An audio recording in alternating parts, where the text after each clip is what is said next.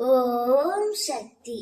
என் அன்பு தங்கமே, நீ வாழ வேண்டும் என்று ஒருவர் நினைக்கின்றார். நீ வாழவே கூடாது என்று ஒருவர் நினைக்கின்றார்.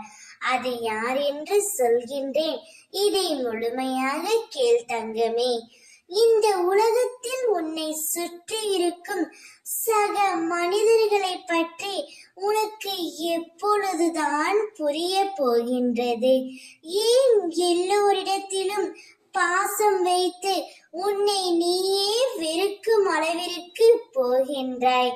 மற்றவர்களின் மீது முழுமையாக பாசம் வைத்து விடுகின்றாய். ஏதாவது பிரிவு ஏற்பட்டால் நான் தான் தவறு செய்து விட்டேன், எனக்கு மட்டும் ஏன் இப்படி நடக்கிறது என்று உன்னை நீயே வெறுத்துக் கொள்கின்றாய். உன்னை சுற்றி இருக்கும் அனைவரும் உன்னிடம் அன்பாக பேசுவது போல் நடித்துக் கொண்டு இருக்கின்றார்கள்.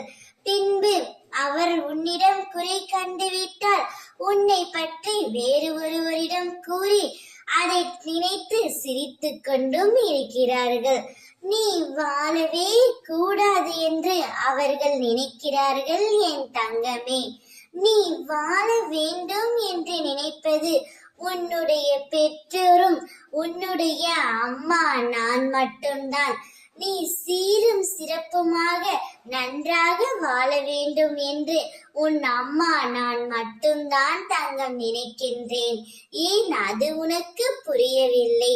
மனிதர்களிடத்தில் அன்பை எதிர்பார்க்காதே தங்கமே.